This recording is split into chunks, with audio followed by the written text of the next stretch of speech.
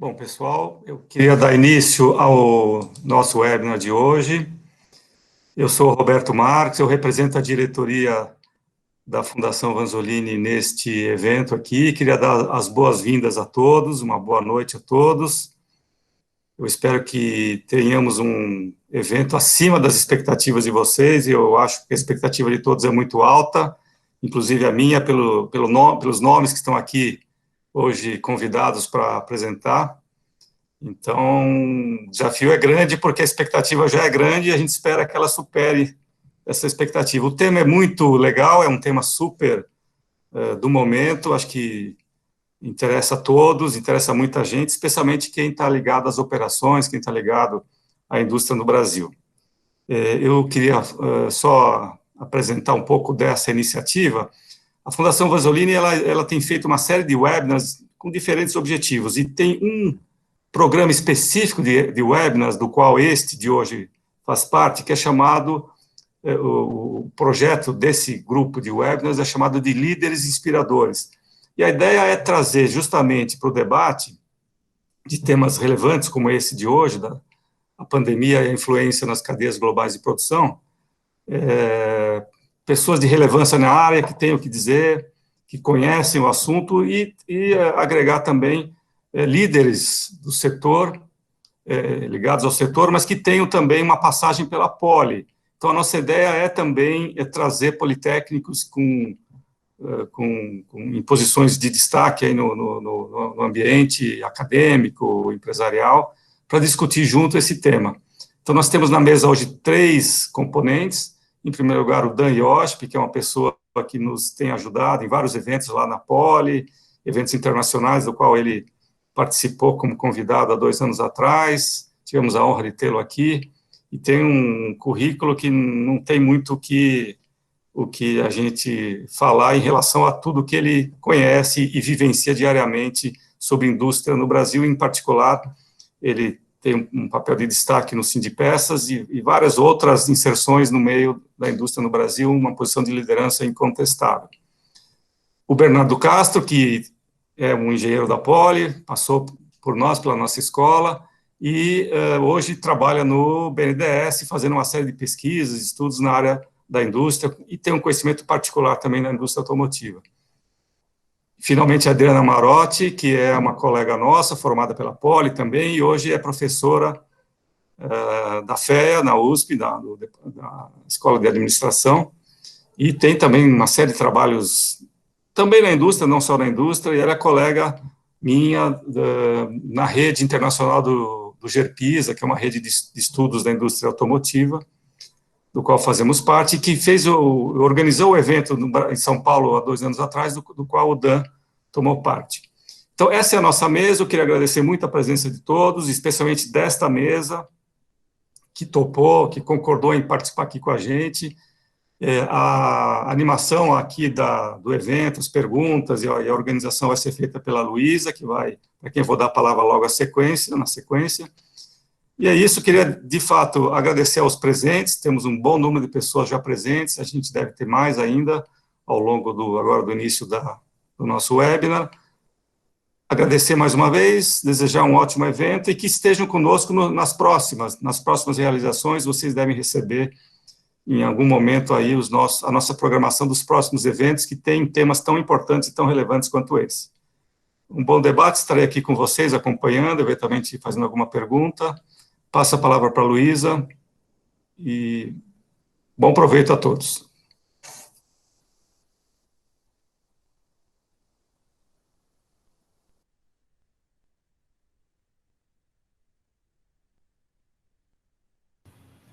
Acho que a Luísa está no mudo. Desculpa. Boa noite a todos. Gostaria de agradecer a presença de todo mundo, especialmente dos nossos convidados no webinar de hoje. Antes da gente iniciar, queria que brevemente, pode começar pela Adriana, falar um pouco da sua carreira, falar um pouco de você,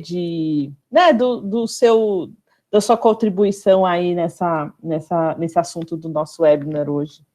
E como você, chegou aí até onde está hoje, na Poli e tudo mais. Na Poli não, na FEA, desculpe.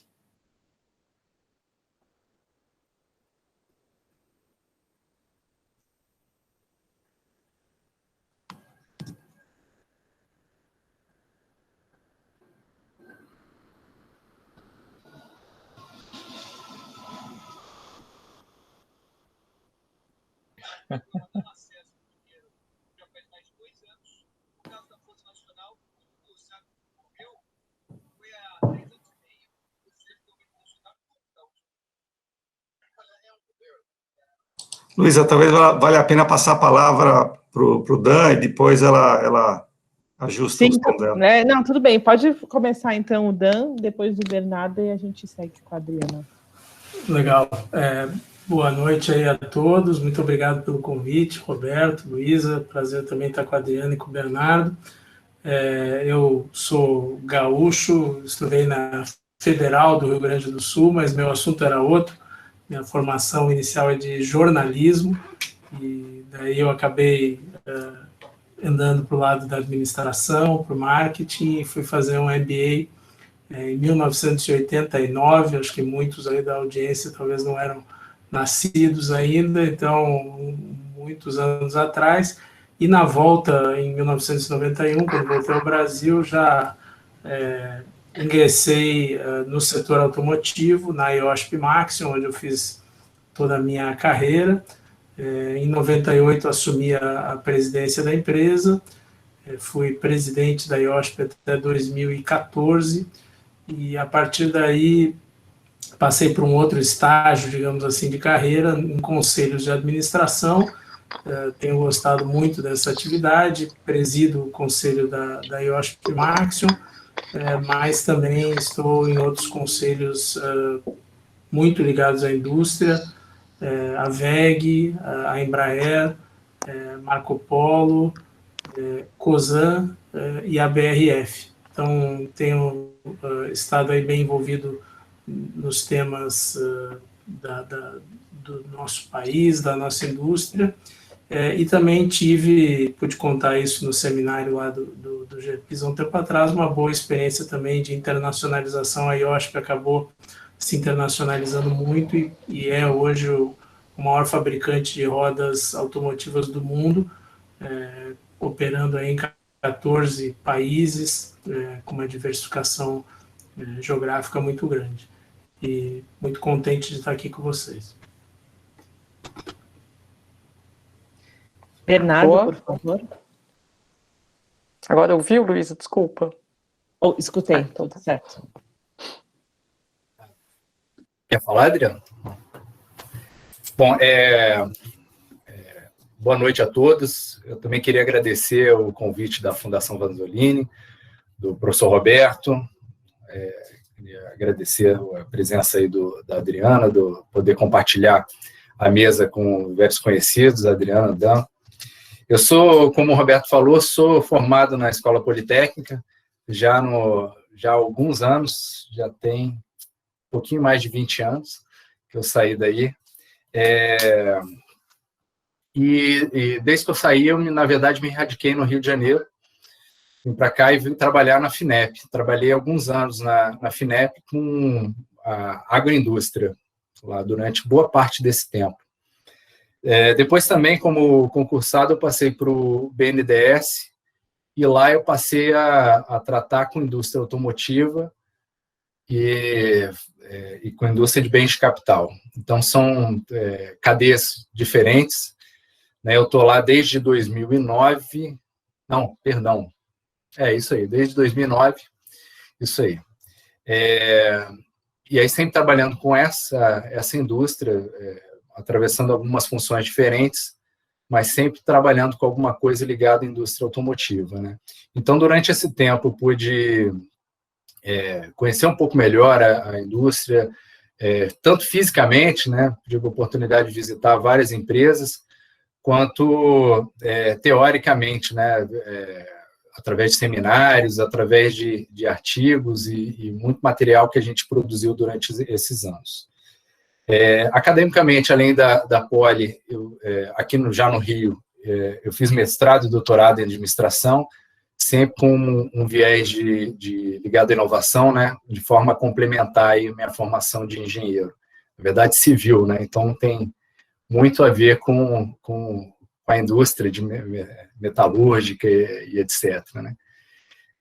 Então, complementei minha formação dessa forma. Espero poder ajudar aí o tema digamos, oportuno, mas não tão simples de conversar a respeito, então eu espero poder ajudar aí no que for possível. Aproveitando, antes de passar a palavra, eu trouxe uma pequena apresentação. Eu não sei se é o caso, dado que o formato é de uma mesa, então eu deixo aí para vocês decidirem. Tá? Obrigado. Obrigada. Agora com o microfone funcionando. Bom, voltando, né, eu queria agradecer muito o convite que o professor Roberto fez, é uma honra estar aqui junto com o Dan, com o Bernardo, a gente se encontra novamente, assim, né, em várias ocasiões a gente acabou interagindo, trabalhando juntos, e o Roberto colocou a expectativa lá em cima, né, espero que eu esteja à altura aqui dos outros membros da mesa aí, da audiência. Bom, eu sou formada também lá na Poli, só que eu me formei em engenharia química, isso em 93. Aí, quando eu saí da universidade, eu fui trabalhar na indústria. Eu trabalhei primeiro numa empresa, na Companhia Suzano, né, de papel e celulose, como engenheira de processos, bem engenheira química mesmo. Depois eu mudei para a Volkswagen, onde eu trabalhei como engenheira de desenvolvimento, de qualidade, aí que eu conheci a cadeia automotiva muito bem. Eu trabalhava em desenvolvimento de fornecedores e de novos produtos, então eu tive 7 anos de experiência bem intensos nesse contato com a cadeia automotiva e como um todo. E aí eu saí da Volkswagen porque eu queria seguir a carreira acadêmica. Aí eu fiz o mestrado e o doutorado com o Roberto, que foi meu orientador, lá na engenharia de produção. E em 2011, logo quando eu acabei de concluir o doutorado, eu já tinha experiência docente em outras escolas, na SPM, eu dei aula na Fundação Santo André, e virei professora e pesquisadora na FEA, no Departamento de Operações. E sempre a minha carreira é ligada à gestão de inovação, à pesquisa em gestão de inovação e novas tecnologias na indústria automotiva, em mobilidade e sustentabilidade. Essa é a minha trajetória até agora. Espero contribuir também hoje aqui com a discussão, trazer a minha... Um pouco, né, como o Bernardo já comentou, é um assunto complexo, né, então acho que vai ser interessante ouvir da mesa aqui, do Dan, do Bernardo, de todo mundo aqui, o que a gente pode contribuir nessa discussão tão importante e profunda aí. Muito legal. Para começar, então, nosso webinar ele trata, né, da pandemia e do redesenho das cadeias globais de produção. E eu queria começar perguntando para o Dan, e aí os outros dois podem complementar, obviamente. O Covid-19, ele provocará um maior protecionismo por parte dos governos, e o que isso deve acarretar no Brasil e nas suas cadeias de suprimento? Eu acho que, em geral, nesse tema, e vale para o protecionismo, muitas coisas vão mudar, mas também muitas coisas não vão mudar, e a passagem do tempo provavelmente vai fazer com que algumas questões essenciais e muito básicas do pré-Covid sigam sendo relevantes no pós-Covid. Então, eu acho que pode até haver janelas de oportunidade, mas os fundamentals, né, como a gente diz, os básicos, não vão sumir. Então, eu diria que o protecionismo no curto prazo aumenta, especialmente em setores ligados à própria pandemia, mas, de novo, a questão da competitividade, na minha visão, tende a imperar. Agora, há uma lição aprendida. A dependência exagerada de um único ponto, e aí eu falo mais das cadeias de manufatura, especialmente um ponto remoto em relação àquela própria geografia consumidora, isto provavelmente irá diminuir. E era uma tendência bastante forte no pré-Covid. Um exemplo, você localizar um único ferramental de produção, uma única opção num país a 10 horas de avião do seu, e eventualmente esse país pode estar passando por um fechamento e você está aberto, então você tem demanda e não tem a oferta. Mas eu não creio que esse é o grande caso, e eram de fato exceções à regra. Então, especificamente em relação ao Brasil, será fundamental que a gente acelere o nosso assunto aqui de competitividade e a redução do custo do Brasil, sem o que pouca diferença fará no médio e no longo prazo, na minha visão, essa questão do Covid. Legal. Se eu puder acrescentar uma Claro, coisa, por favor, pode eu falar. acho assim, uma coisa que é interessante, assim, na minha visão, eu acho que antes até da pandemia, acho que o Dan falou muito bem, né, que ela muda algumas coisas, outras não, mas já havia um certo movimento de uma maior, não sei se dá para chamar realmente protecionismo, mas uma tendência, principalmente em países como os Estados Unidos, na Europa, os países mais desenvolvidos, de atraírem a indústria novamente para essa indústria, principalmente de mais alto valor agregado, em relocar, né, relocar essa produção novamente nesses países. Então, por exemplo, movimentos como a Indústria 4.0, o Programa Alemão de Indústria 4.0, o americano Smart Manufacturing, tem muito esse sentido de procurar atrair novamente a indústria que agrega mais valor para esses países que haviam perdido, né? E enquanto isso, aqui no Brasil, não é de agora, não é dessa crise mais recente, mas desde, acho que o princípio dos anos 2000, já vem havendo um processo de desindustrialização grande, por uma série de fatores que a gente pode discutir, né? Por câmbio, por falta de competitividade, enfim. Então, acho que esse é um movimento que a Covid pode, eu acho que eu concordo com o Dan, né? Num primeiro momento, nessas cadeias mais suscetíveis realmente, mais críticas, como de alimentos, de saúde, pode haver um movimento mais forte, assim, de países tentando proteger, né, mas que ao longo prazo, eu acho que essa tendência da globalização, assim, é tanto quanto irreversível, né. Se eu puder complementar, eu acho que as falas pegaram bem praticamente o cerne da questão, né. Eu acho que o Covid, só por si só, ele não vai provocar maior protecionismo. Como a Adriana bem falou, a gente já está num movimento de retomada das políticas industriais. Eu acho que a Covid é um ingrediente a mais. Ele permitiu fazer alguns testes, inclusive, né? Quem imaginaria assim, uma experiência tão grande de teletrabalho ao mesmo tempo, né, por exemplo, né, e acabou provavelmente quebrando alguns paradigmas. Então, acho que o Covid é um ingrediente a mais para, de repente, provocar outras iniciativas aí já ligadas a eu diria, uma ressurreição aí das políticas industriais, né? Então, tem já o caso alemão, tem o caso americano, mas vão surgir outros, né? E inclusive discursos mais exacerbados de protecionismo não ligados à pandemia. Eu concordo também que vai depender um pouco da cadeia, né?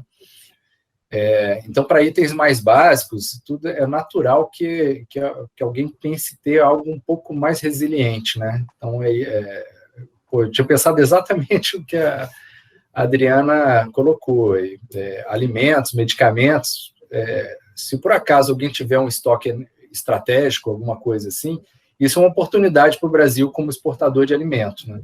Ter alguma coisa nesse sentido, né? Os países não são autossuficientes em alimentos, nem na maior parte dos itens, né? Então, em algumas cadeias, a gente provavelmente tem alguma oportunidade, né? Já pulando para outras perguntas. Enfim, mas falando especificamente do protecionismo, eu acho que é só um ingrediente a mais. E diante, né, dessa avaliação que vocês fizeram, o que vocês acham que é preciso mudar ou o que deve mudar, né, no mundo, ou principalmente aqui no Brasil, né, nessa compra e venda de serviços? Se eu puder começar aqui, eu acho que tem um combo aqui, que eu chamo aí desse combo competitividade, mas que ele tem talvez 3 tripés, né? Um que é a questão do custo Brasil por si só e como aumentar a produtividade, que acabará gerando também um crescimento mais expressivo do PIB, da arrecadação e até do desenvolvimento socioeconômico como um todo. A questão do PDI, que eu considero um segundo pilar, quer dizer, é pouco provável que a gente vá muito longe nesse combo da competitividade se a gente focar apenas em custo. Precisa ter um fortalecimento grande e rápido da questão do PDI. E o terceiro pé desse tripé aqui é a questão da internacionalização, ou da integração do Brasil ao mundo, que, de certa forma, tem que ocorrer essas 3 coisas par e passo. Quando eu penso na questão do custo, nós estamos falando de coisas como reforma tributária, estamos falando de infraestrutura, porque, de fato, da porta para dentro, se a gente pega, por exemplo, o setor automotivo, você tem uma situação competitiva do portão para dentro bem razoável. Então, avançando em questões externas ao ambiente industrial propriamente dito, pode-se ter um crescimento rápido dessa produtividade da competitividade. Quando eu falo de PDI, eu estou falando de ajustar a lei do bem, de ter mais recursos no MIRAPI e em outros mecanismos, a própria FINEP e os demais, integração com os ICTs, universidades, e do lado da internacionalização, a minha visão, e tenho defendido isso, é que a gente deveria não perder tempo e focar nos acordos. A gente está gastando muita energia com debates paralelos, quando os acordos são uma plataforma transparente, horizontal, que não elege ganhadores e perdedores, e gradual, que soma com essa questão do tempo que vai levar também para a gente achar essa resolução do custo Brasil. E o melhor exemplo é até o acordo com a União Europeia. Pessoalmente, estou muito preocupado, se trabalhou tanto para se entregar isso, e agora a gente até está correndo o risco de eventualmente perder. E esse é um breakthrough, né? Você faz um acordo como esse, você pode fazer quase todos os outros na sequência. Então, essa é a minha visão do mapa aqui da mina, de como a gente fazer o Brasil, de fato, produzir mais, arrecadar mais, fazer um maior desenvolvimento econômico-social, numa agenda mais integrada ao mundo e mais focada nesses 3 temas que eu comentei. Se puder falar, a fala do Dan Claro. foi, acho que excelente, assim, foi exatamente no sentido do que eu imagino também, do que eu concordo. Eu acho que especialmente no que se refere aí à inovação, realmente, eu acho que é o grande calcanhar de Aquiles que a gente tem ainda, né? A gente vem falando tanto, além, claro, de toda essa questão macroeconômica, porque, para o bem e para o mal, o Brasil é um país relativamente fechado em várias cadeias.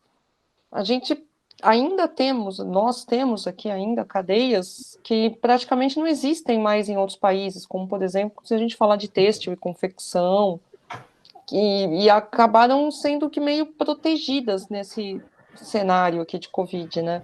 Mas, por outro lado, a gente vem perdendo muito em relação a essas indústrias de ponta, de maior tecnologia. Por exemplo, a indústria eletrônica, que boa parte do que existe hoje de eletrônico, onde realmente se agrega valor, não existe mais aqui no Brasil. A gente fica muito dependente, principalmente da China, né? E a gente acaba fazendo uma troca, o Brasil acabou se focando em produção muito de commodities, né? O Brasil é grande exportador, agricultura, minério de ferro, e acabou perdendo ali ao longo das partes que agregam mais valor ali para frente na cadeia, acabou perdendo muito da competitividade. Muito por conta do baixo nível de investimento que se tem em ciência e tecnologia no PDI. Né?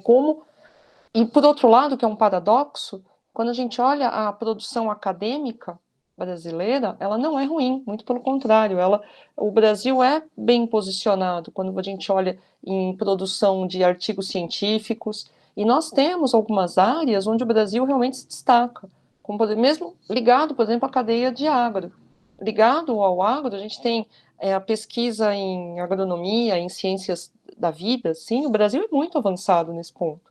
Agora, como traduzir realmente, ajudar a traduzir essa produção acadêmica, traduzir realmente em inovação, trazer no mercado. Aí eu acho que esse é a grande oportunidade que a gente não pode perder. E nesse mundo pós-Covid, dá para falar, eu acho que uma grande oportunidade também que o Brasil tem, e deveríamos, assim, aproveitar a chance, é justamente ligada a essas tecnologias, mas ligadas à questão de sustentabilidade, tecnologias verdes, por assim dizer, bioeconomia, biotecnologia, onde o Brasil tem muita produção científica, em termos de pesquisa, tem até empresas que já se destacam nesse setor. O próprio setor automotivo, que por mais que a gente tenha perdido nos últimos anos aqui em termos de cadeia, mas o Brasil é um dos poucos países onde tem uma cadeia automotiva, assim, desde o desenvolvimento até a fabricação completa. Então, eu acho que nós temos um conjunto aí de competências que não podem ser descartadas, e eu acho que em o Brasil tendo uma direção clara, pode estar muito bem posicionado nessa retomada aí pós-Covid. Esse ponto da direção, eu acho que é importante, porque é o que a gente vê como movimento mundial, né? São os países apontando alguma aspiração, alguma ideia em relação à indústria, né? Então, assim, particularmente, aí falo pessoalmente mesmo, não em nome de instituição, eu acho que a gente tem que construir uma ideia do que a gente espera de indústria para o Brasil, né? Assim, a pandemia, claro que ela representou um choque, né, em termos de comércio internacional, pelo menos momentaneamente aqui de produção, impactou alguns setores seriamente, mas ela é transitória a princípio, né? A gente já está vendo aí questões desenvolvimento de vacinas, enfim, a gente está calcando em PDI, né? Está calcando nosso futuro na ciência, mas, por outro lado, a pandemia atingiu todo mundo, né? Ela não é um evento isolado, né? Então, é difícil você considerar que isso, por si só, vai alterar a forma como as coisas acontecem. Eu acho que a gente tem que olhar o contexto de forma mais ampla mesmo. E olhar esses movimentos, né, de digitalização, de indústria 4.0, e tentar posicionar o Brasil nessa nova onda, né? As coisas vão mudar, estão mudando, né, em termos de chão de fábrica, e a pandemia vai ajudar a fazer uma reflexão e ajudou a gente a fazer alguns testes de forma mais acelerada até, mas ela não é a causa das mudanças que estão acontecendo. A gente tem que se posicionar nessas mudanças e tentar botar o Brasil para se industrializar novamente, né?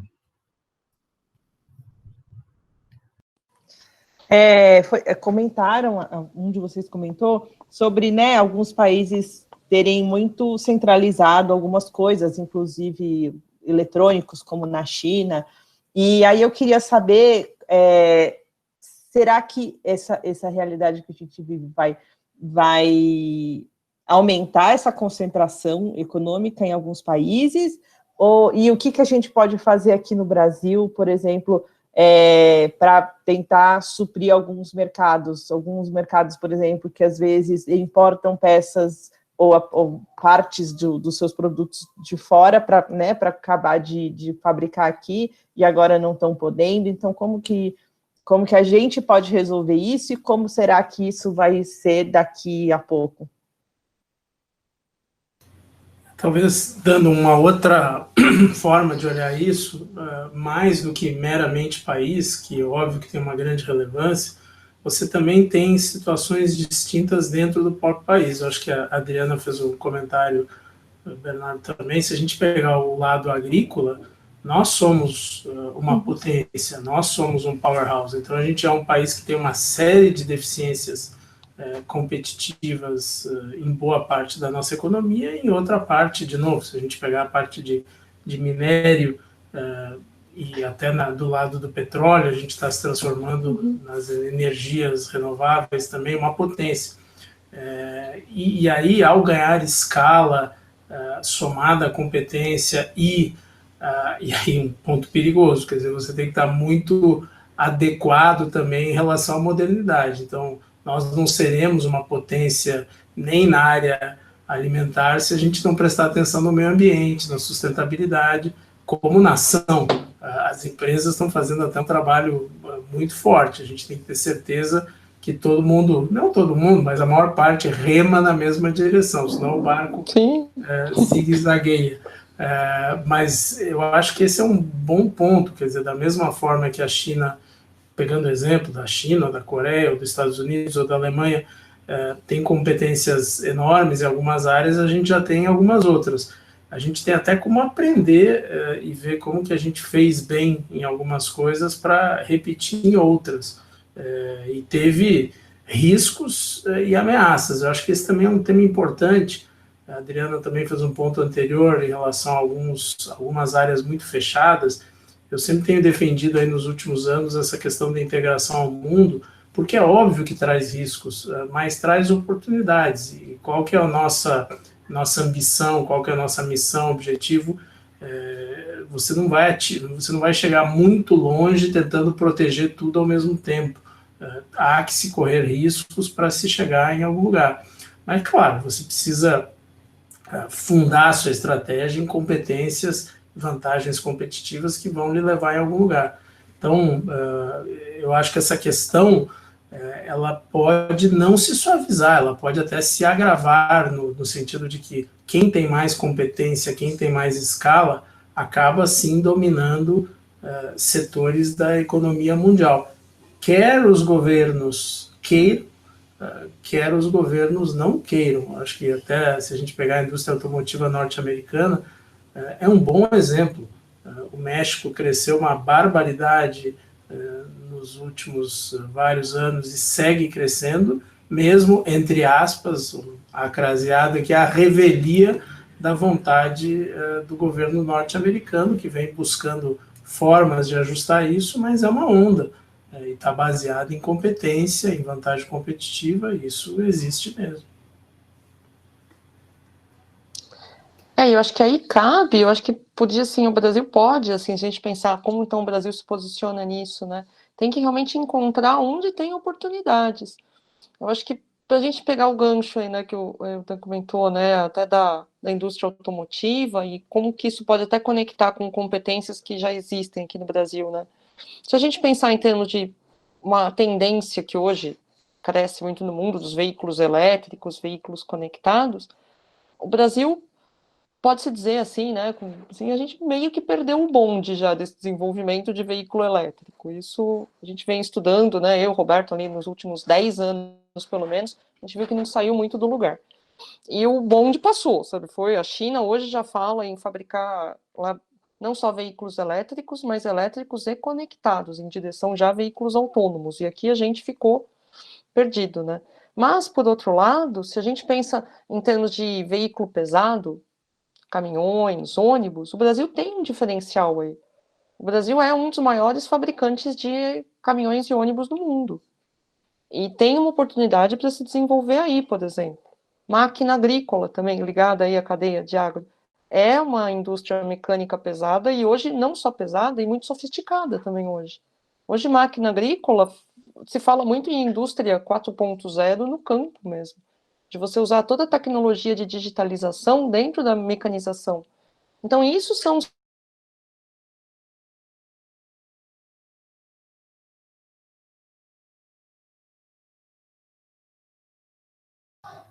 Acho que o dela travou, né? Vamos ver uma indústria melhor. Alô, caiu aqui? Não, alô, alô? Deu uma travada, mas agora você voltou. Voltou? Ai, desculpa. Então, e eu acredito, acho que tem, realmente, a gente tem que explorar os nichos onde existe uma competitividade do Brasil. Eu acho que isso que é o importante. Não dá, realmente, como o Dan comentou, existem setores em que o bonde passou já e não dá para tentar proteger e fazer tudo aqui internamente.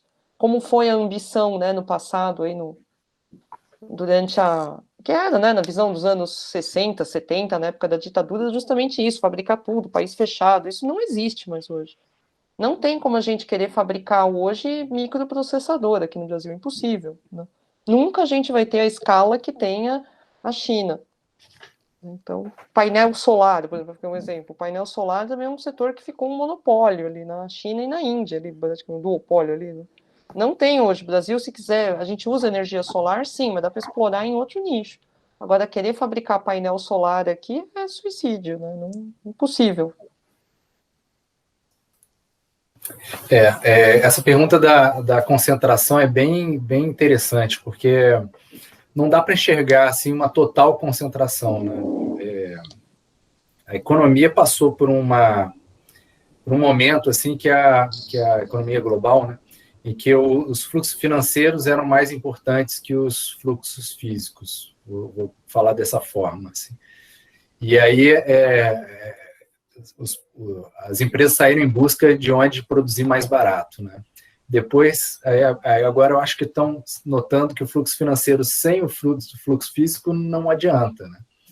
Você vai perder o poder de controle sobre as cadeias e em breve o fluxo financeiro vai para junto do físico, né? E aí, enfim, esse preâmbulo, vou dizer um caso aqui que a gente estava estudando. E eu acho que, embora não esteja ligado à pandemia, eu acho que talvez ilustre um pouco uma reação possível. Né? Logo que veio o convite do seminário, a gente passa um tempo ali matutando, tentando organizar as ideias para trazer assim, alguma coisa bem no tema apontado. Né? E aí me veio... eu sempre cheguei a pandemia, claro, como um evento extremo, né? Mas eventos extremos, eles sim, são raros, mas acontecem, né? E a gente tem um caso que eu estava acompanhando de perto, que foi o terremoto lá com a tsunami, lá em 2011, no Japão. Então, a gente estava olhando bem de perto o Japão, porque nessa época a gente acompanhava o movimento dos veículos elétricos e a difusão disso. E aí aconteceu de imediato, quando as fábricas da Toyota e as usinas lá todas pararam, que as quedas dos veículos elétricos nos Estados Unidos da Toyota despencaram, né, automaticamente. Porque os Estados Unidos eles não tinham pouca produção local de veículos elétricos, importavam praticamente tudo do Japão, e quando as plantas desligaram lá, a Toyota ela tem uma tendência a centralizar não sei se tem alguém da Toyota aí na plateia, mas ela tem uma tendência, ela tem lá a cidade da Toyota, que é um negócio gigantesco, né? E aí, o que aconteceu em seguida, né, com esse evento extremo que impactou, inclusive, financeiramente a Toyota, ela chegou a perder a liderança e tudo, que houve diversas discussões assim, será que ela devia descentralizar as atividades dela? Será que ela devia mudar a planta para outro canto, para outro lugar, fazer operações mais internacionalizadas? Então, isso foi objeto de bastante discussão. Porque a única forma de se precaver de um terremoto, eu estava olhando aqui, levantei um número, o Japão tem mais ou menos 1.500 terremotos por ano. 20% dos tremores com magnitude maior que 6.0 na escala Richter são no Japão. Então seria um lugar mais inóspito do mundo para produzir veículos para exportação. Né? No entanto, apesar de vários artigos levantarem isso na época, o que aconteceu em seguida é que ela não mudou, assim, claramente, pelo menos, né? Ela algumas coisas ela puxou para mais próximo dos mercados consumidores, mas não foi central a ponto de botar em xeque a estratégia dela de até hoje, né? De ter aquela produção a produção Toyota, né, que é com o tempo milimetricamente pensado, né? Então, isso, você descentralizar, tornaria muito mais complexo a produção para eles. Então, a estratégia empresarial se pôs à frente da questão dos impeditivos lá naturais do Japão. E aí, o que eles fizeram, na verdade? Gerenciamento de risco. Vai acontecer o terremoto, vai acontecer a pandemia. O que eu preciso é botar minha fábrica para funcionar o mais rápido possível depois desse evento, né? Enfim, e aí tinha um aspecto social também. Ele tem um plano lá, Rescue, que tem também o cuidado com a comunidade, etc. Se vocês quiserem, podem pesquisar. Mas eu acho que isso traz um elemento, né? Que às vezes a gente precisa saber conviver com essas coisas, né? As cadeias não vão se alterar totalmente por conta dos movimentos, por conta da falta porque não faz sentido ser autossuficiente, não faz sentido produzir tudo num lugar só. De fato, tem especialidades, tem especialidades naturais, né? O Brasil consegue produzir bem no agronegócio, tem recursos naturais abundantes, e talvez o que possa mudar, mas é trabalho de tempo, é a estrutura industrial. Isso aí é trabalho de tempo, né? Você construir um tecido industrial não é algo, nenhum país nasceu com indústria, né? Então, você não, nasceu com indústria, já tinha indústria lá. Não, pode ser que eu de lá nasci com uma mina de ferro, mas com indústria eu não nasci. Então, eu tenho se eu quero indústria, eu preciso construir isso ao longo do tempo. Não é um trabalho de 1 ano, de 2 anos, é trabalho de planejamento e de muito investimento, né? Então, talvez a lição que saia desse caso aí é que a gente precisa trabalhar. E assim, diante disso que a gente está vivendo, e da forma como o país está conduzindo a luta contra a Covid, você acha que isso pode influenciar outras empresas a investirem no nosso país, especialmente a indústria? E, além disso, também, quais outros fatores que podem trazer mais investimento direto ao Brasil?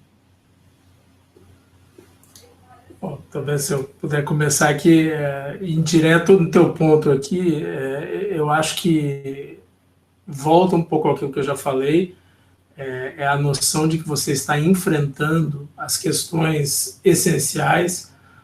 Eu coloquei aí aquele meu tripé, não vou repetir, e aí a gente precisa somar alguns outros temas.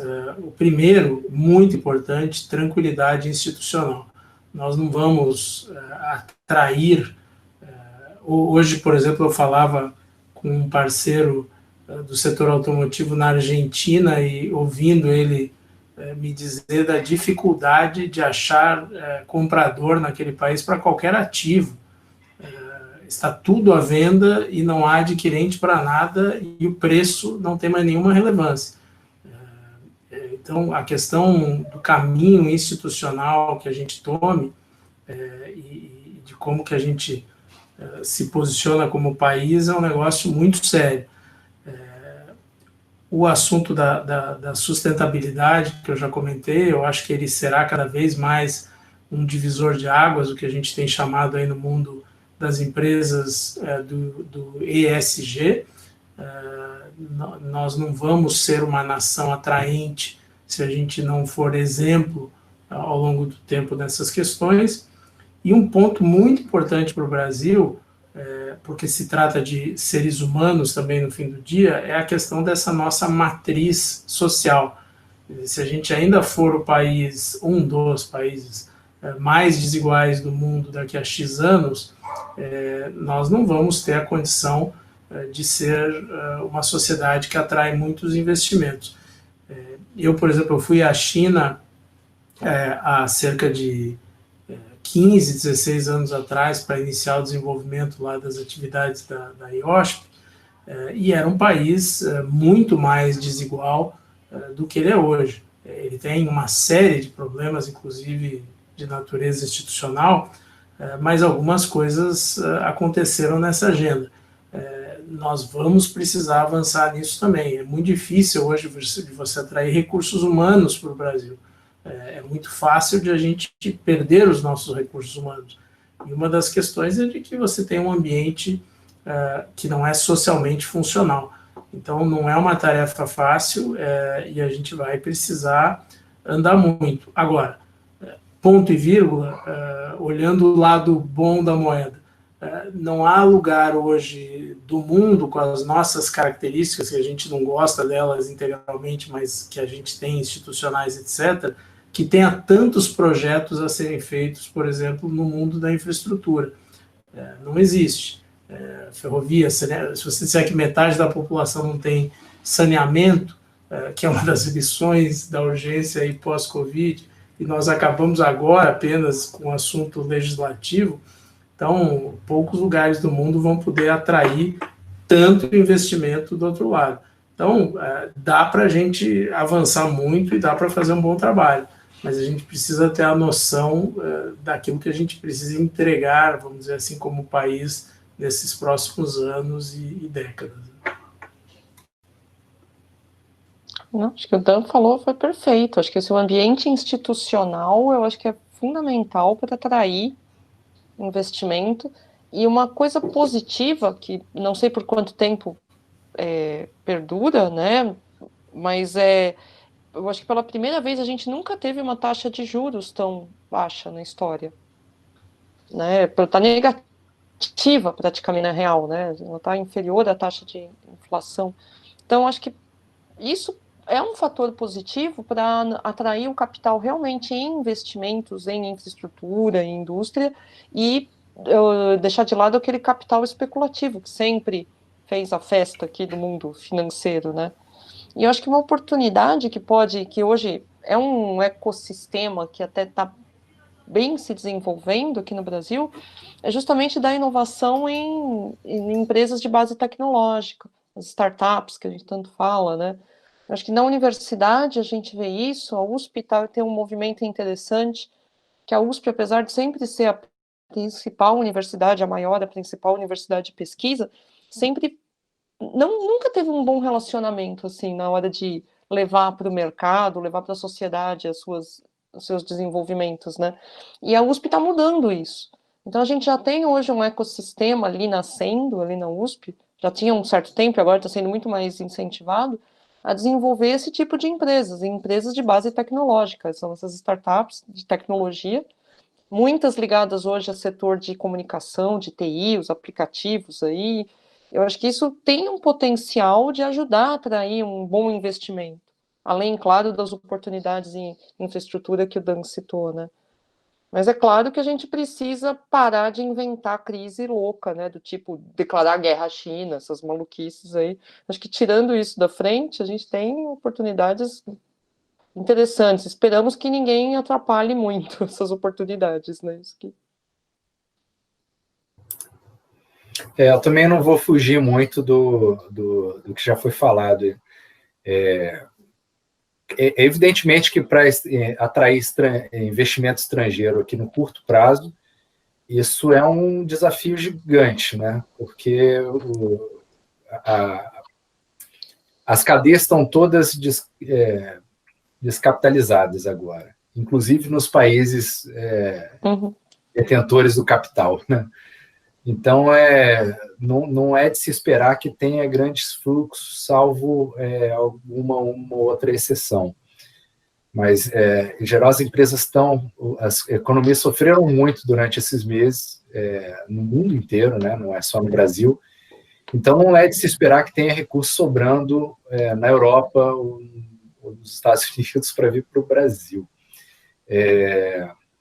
Uma pena, mas... No entanto, isso deve se recompor ao longo do tempo, né? De novo, isso é uma visão particular minha. O Brasil pode utilizar esse ínterim justamente para melhorar o ambiente de negócio. Acho que tem uma agenda gigante aí, né, de fomento ao empreendedorismo, empresas de base tecnológica, como a Adriana falou, redução de burocracia. Eu acho que algo foi feito, né, mas eu acho que tem bastante coisa para fazer ainda. Quando a gente olha os números, até o Brasil não distou de vários países em relação ao custo de mão de obra, em relação a impostos, em relação a... Agora, o Brasil ele tem umas lógicas meio particulares, né? Então, a cobrança de imposto aqui é muito diferente do que acontece nos outros países, né? Então, tem às vezes, mais do que mexer em alíquotas ou mexer em impostos especificamente, você mexe na forma como isso é gerenciado, isso já gera um impacto positivo para os negócios e para próprias empresas que já estão aqui, né? Então, acho que essa é uma agenda importante. Só lembrando uma coisa sobre, realmente, né, investimento estrangeiro que realmente não... Os outros países talvez estejam mais preocupados agora em si reconstruir suas economias do que investir fora, né? Mas quem tem dinheiro e tem disposição e está fazendo uma agenda em relação a isso é a China. A China ela tem um grande programa dela, que ela fala que é o Belt Road Initiative, que é a Rota da Seda.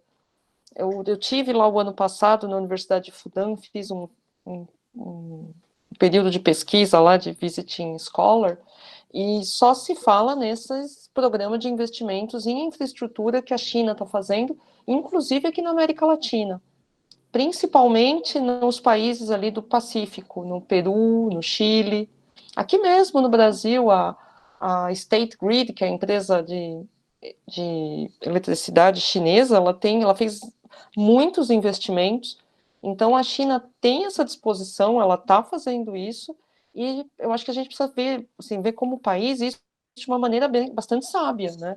Aproveitar o que pode ser aproveitado ali, claro, com toda a precaução, e não entrar em bola dividida. Claro que existe o confronto aí, né, entre Estados Unidos e China, mas o Brasil só tem a perder se for tomar um lado ali muito, né?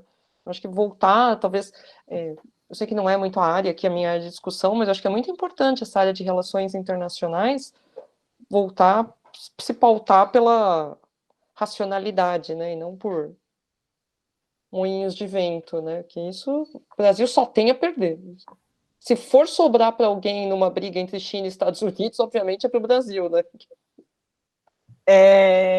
E num curtíssimo prazo, a gente não corre o risco de parte significativa das pequenas e médias empresas de várias cadeias, como a automotiva, simplesmente falirem? Como que o país deve lidar com isso? Olha, eu vou falar aqui, aproveitar e falar mais do automotivo, que é onde eu conheço mais e tenho essa função também de presidir o sindicato aí da categoria já há 4 anos, eu acho. Eu não acredito muito nessa tese. Se fala muito, se falava também em 2014, 15, 16, o Brasil passou por uma crise gravíssima.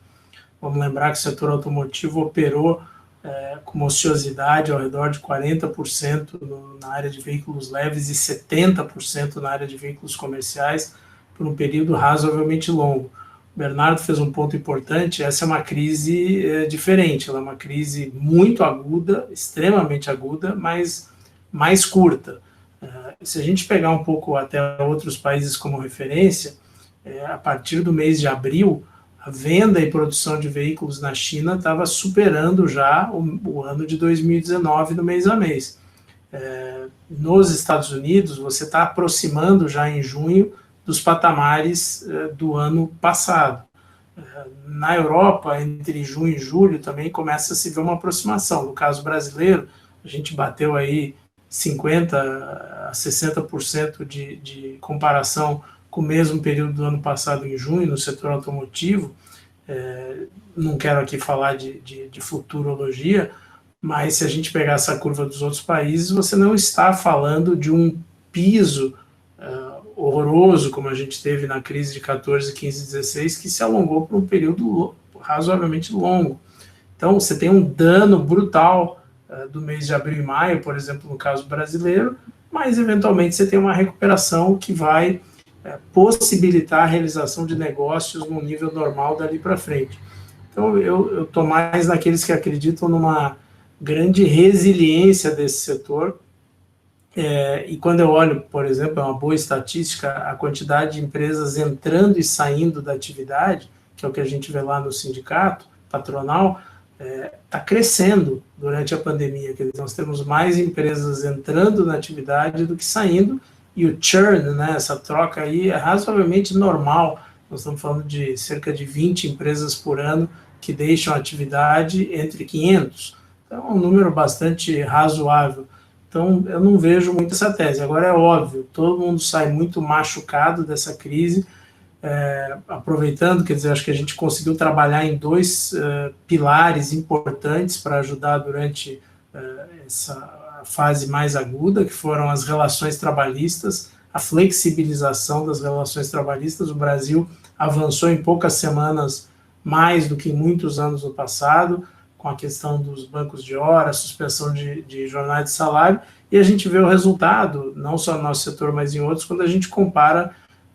É um quadro difícil, mas você não pode nem comparar com os Estados Unidos, em que mais ou menos o volume de demissões foi 10 a 15 vezes maior do que aquele que a gente viu no Brasil, e uma das razões é, óbvio, essa flexibilização.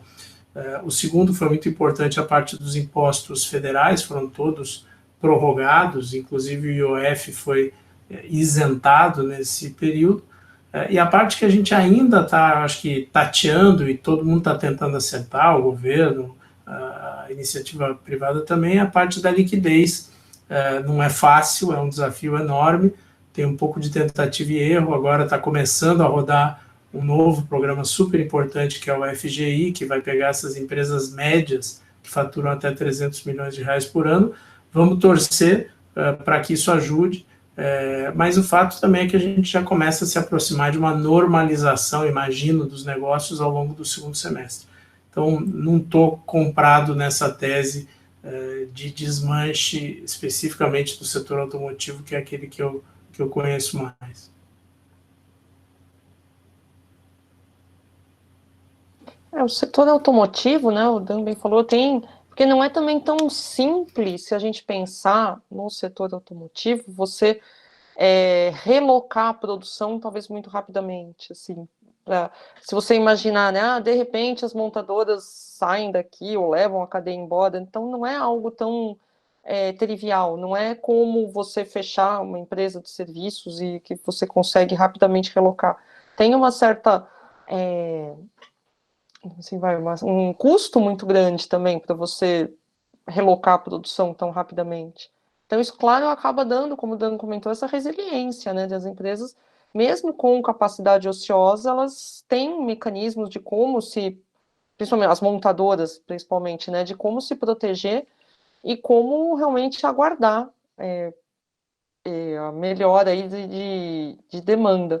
Até porque, se a gente pensar em termos globais, onde você tem oportunidade ainda de crescimento de mercado automotivo, a América Latina, né, aí não é só Brasil, o Brasil como base de produção para a América Latina é um dos poucos lugares do mundo onde existe um potencial ainda de crescimento. Então isso eu sempre, apesar de toda, né, desde 2014, essa patinação toda, mas a indústria pode ver que ela se manteve aqui. Em outros setores, talvez em outros contextos, já deve ter fechado tudo, e não fechou justamente por isso. Porque a cadeia automotiva ela é uma cadeia de altos investimentos, geralmente, principalmente lá mais na ponta lá das montadoras. Então, é muito difícil uma montadora realmente fechar, ir embora e sair. Pode ver que em toda essa crise, a única que realmente fechou unidade de produção, fechou negócios, foi a Ford, que enfrenta uma crise, assim, muito sistêmica, muito grande no mundo todo, né? Então, não é tão realmente às vezes a gente enxerga a situação mais feia do que ela realmente se apresenta. É claro que outros setores da economia, a falta aí de mecanismos de proteção a micro e pequenas empresas é muito pior. No setor de serviços, isso é dramático até, né? Mas também é um setor que tende a se recuperar também mais rapidamente, porque necessita até de menos investimentos quando a gente fala em serviços, né? Então, esse setor de bares e restaurantes, apesar de ser dramático agora, a perda de empregos e fechamento, e é algo que pode se, assim que a economia voltar a operar dentro do mínimo normal, tende a se recuperar também mais rapidamente.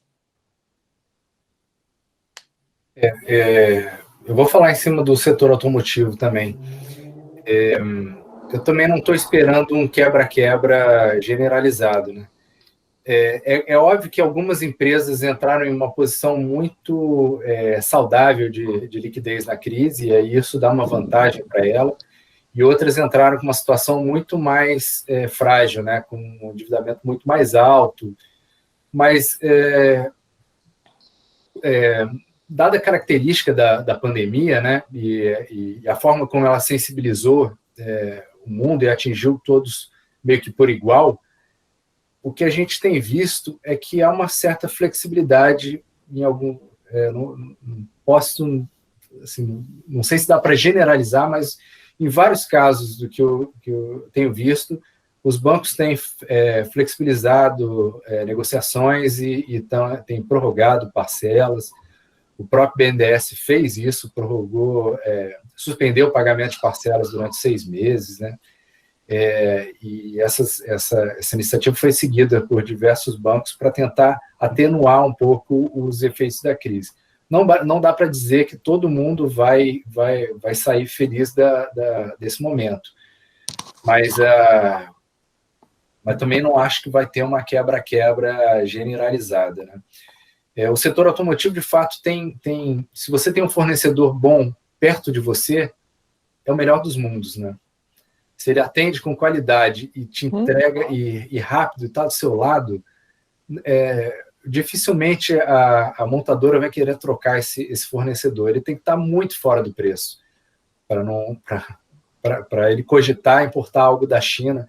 Imagina se um item crítico, sei lá, um para-choque, uma coisa assim, fica presa no porto. O carro não sai sem para-choque, né? O carro não sai sem roda, né?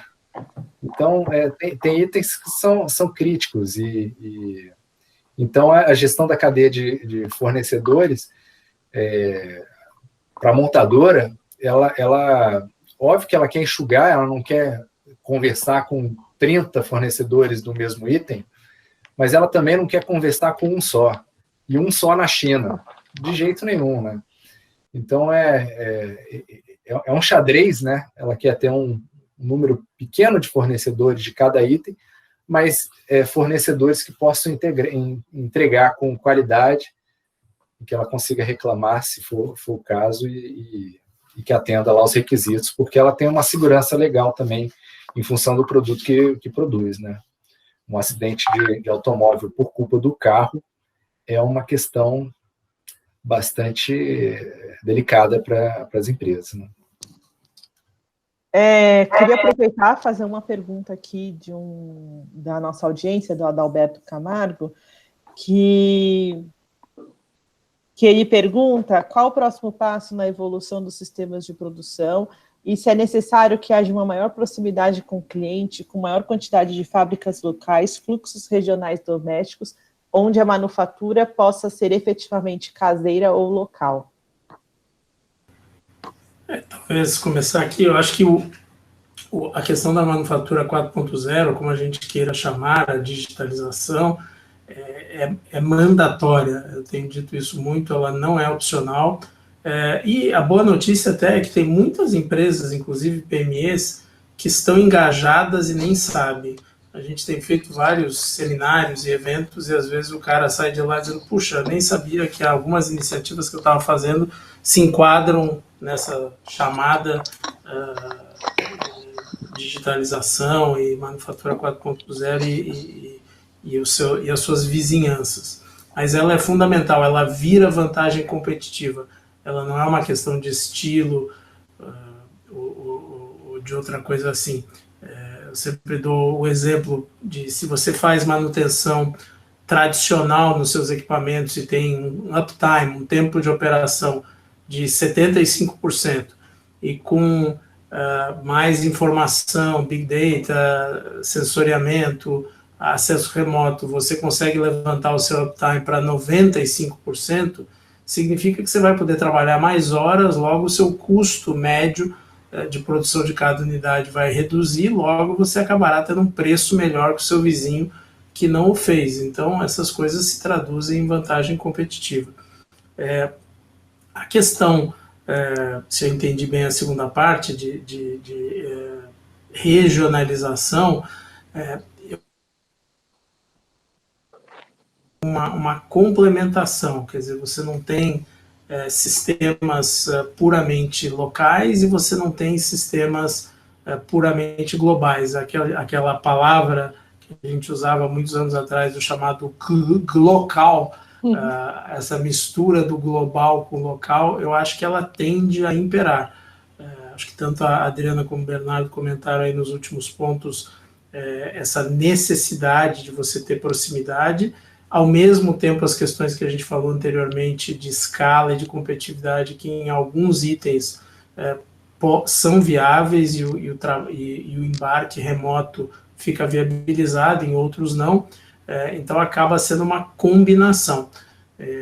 E aí, só misturando um pouquinho as estações, o porquê também dessa enorme relevância do PDI, para que você seja, como país, o ponto de início de algumas coisas, independente de quais sejam elas, mas que algumas coisas você tem essas ilhas de competência e que você comece o chamado sourcing no país e que você seja uma fonte para outros, para que você, nesse balanço do local, você tenha um share dentro desses mercados globais que está sendo impulsionado, de fato, pelas áreas em que você está conseguindo ter um domínio ou uma predominância.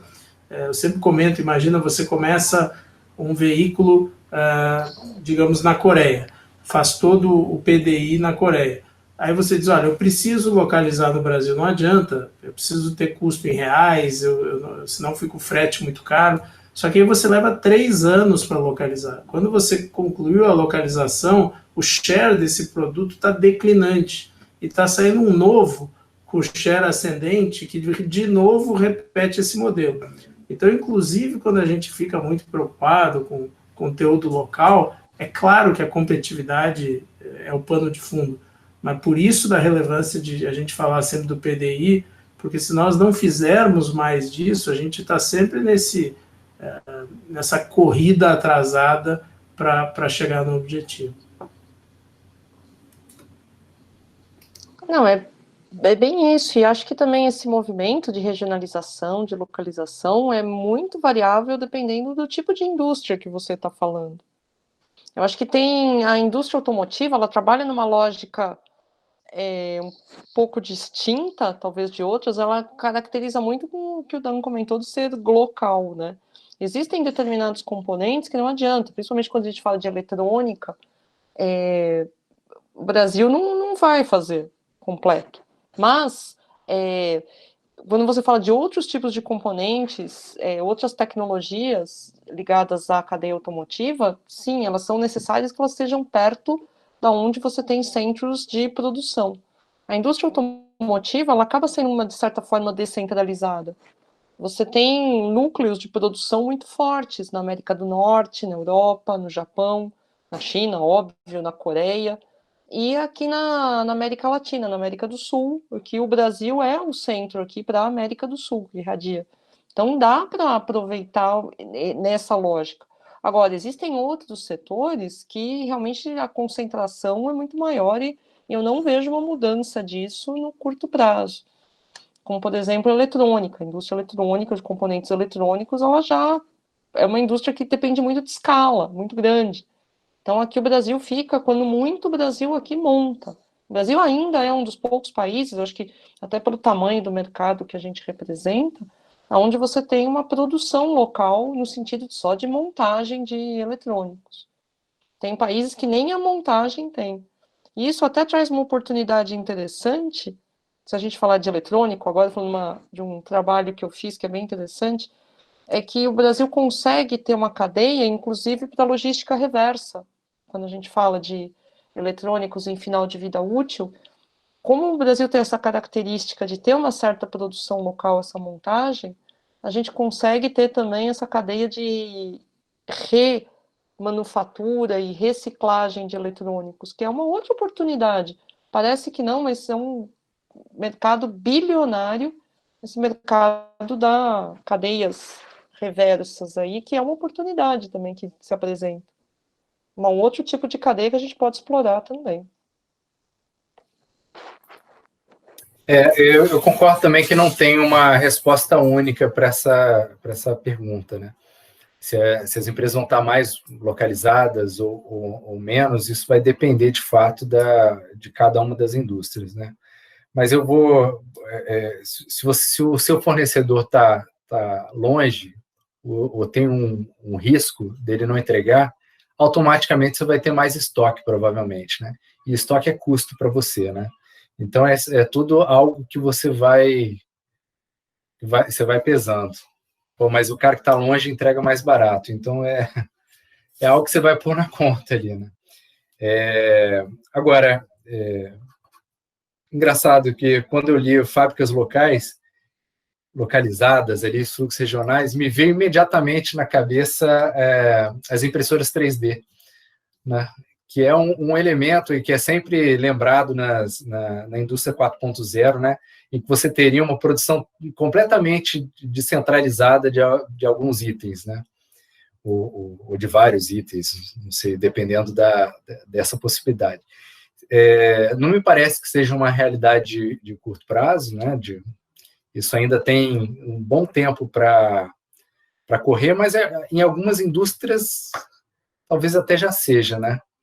Se você passeia por sites como eBay, etc., você vê impressoras 3D com baixo custo de aquisição para as pessoas fazerem artesanato, produção gráfica e diversas outras coisas em casa, né?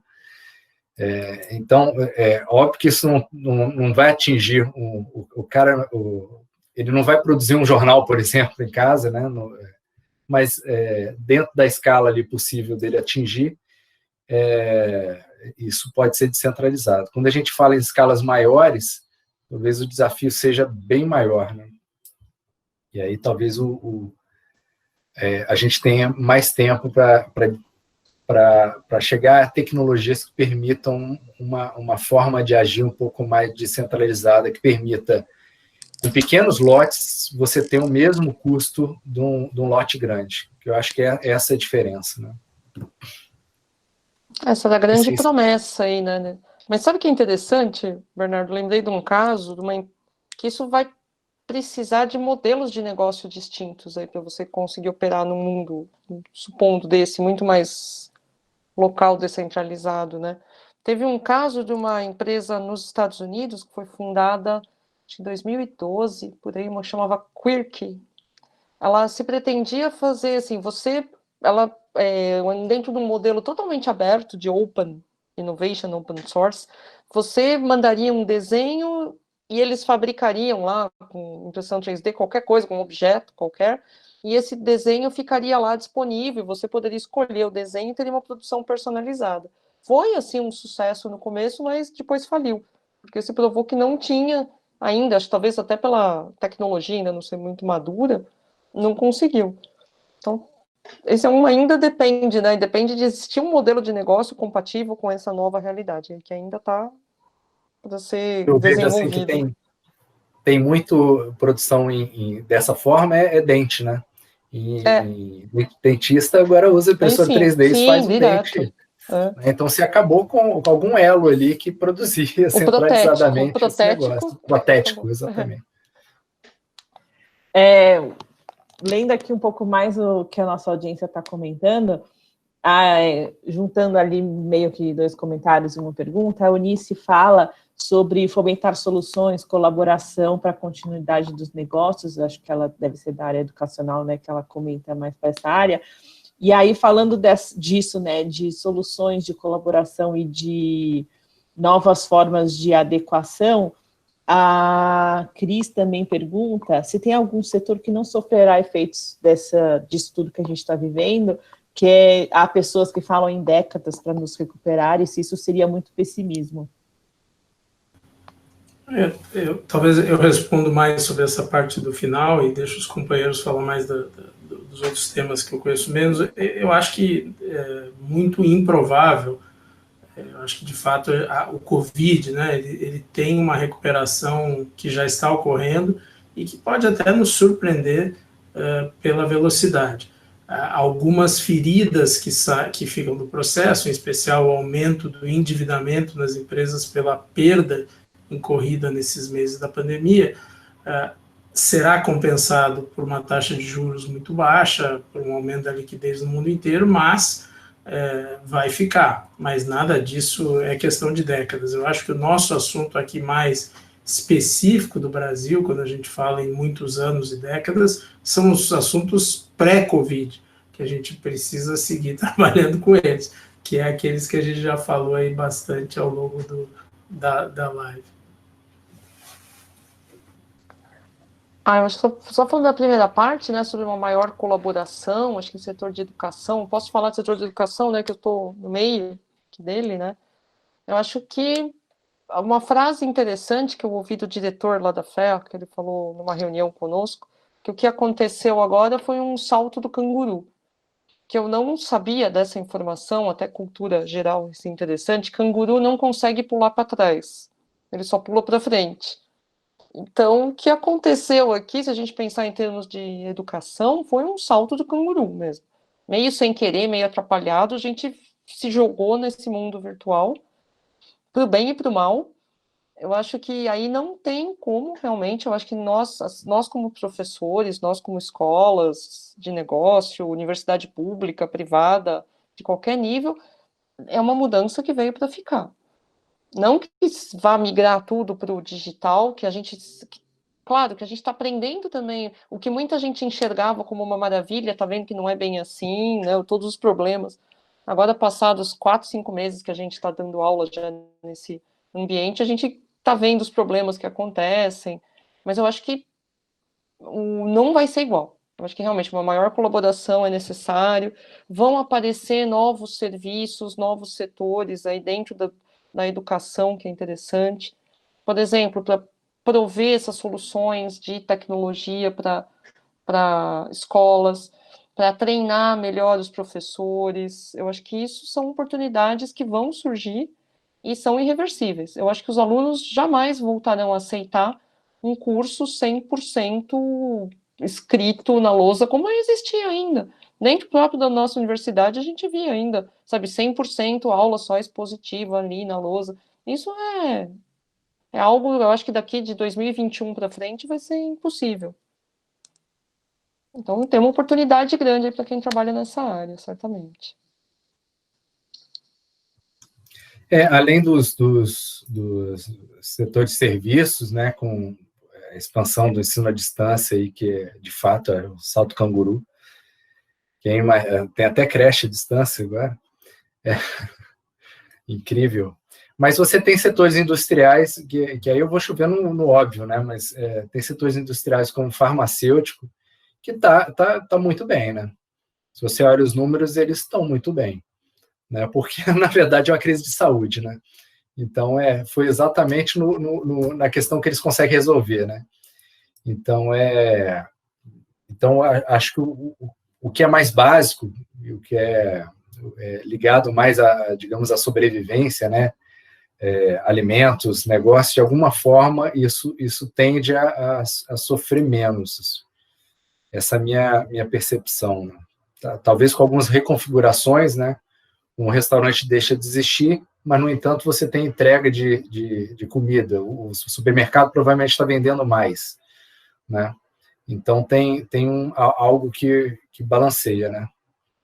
Se você não compra no restaurante, você compra em casa. Comer, você precisa, né? Então, esses setores dá para falar de imediato. Óbvio, se a gente fizesse uma pesquisa mais de perto, talvez a gente encontrasse outros.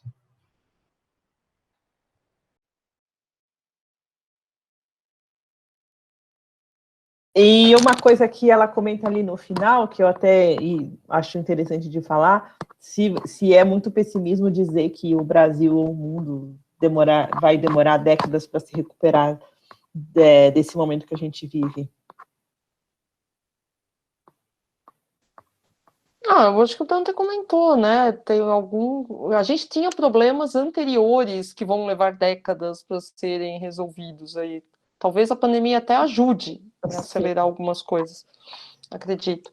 Agora, existem outros setores que podem, eu acho até não que é positivo que eles tenham se desfeito da forma como eram feitos antigamente.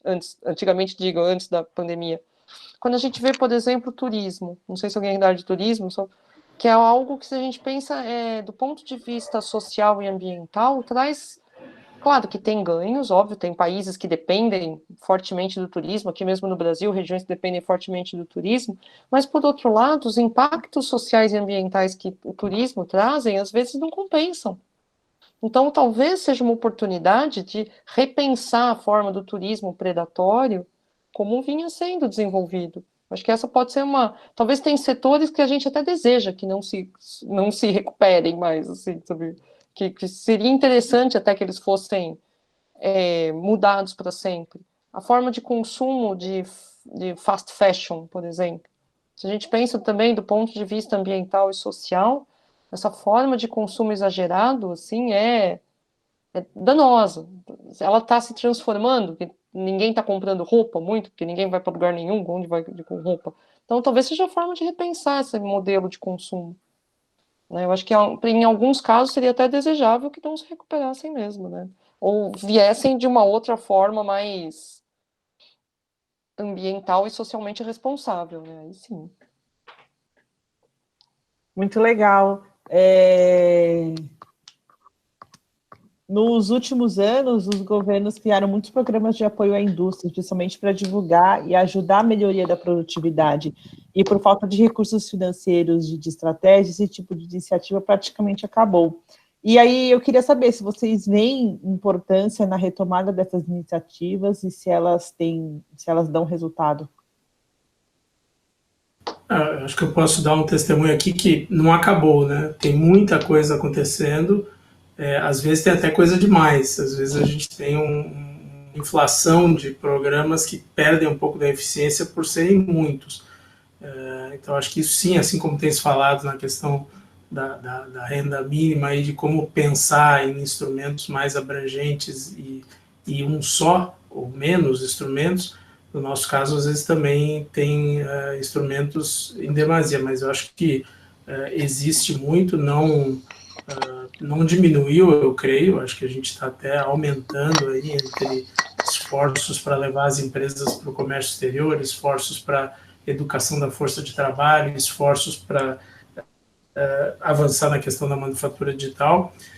E eu acho que tem histórias melhores e histórias piores, lições aprendidas. De novo, se eu pegar no setor automotivo, e é uma visão também, como diz o Bernardo, muito pessoal minha, eu acho que o Rota 2030 é um regime super legal, e o Inovar Alto eu acho que é um regime bem ruim. Então são formas e formas. Enquanto o Inovar Alto estava muito preocupado com a mera manufatura local e a proteção de uma geografia, o Rota 2030 foi no cerne da questão. Faça PDI, e para isso eu te incentivo. Se você fabrica ou não fabrica, como é que você faz, é uma derivada diferente. Mas eu acho que tem bastante coisa assim, não creio que esteja diminuindo.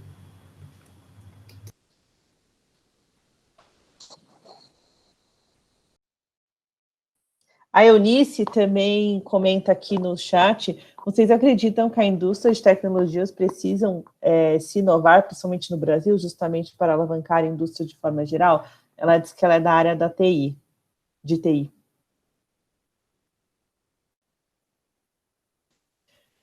O Fábio... TI... Desculpa, pode falar.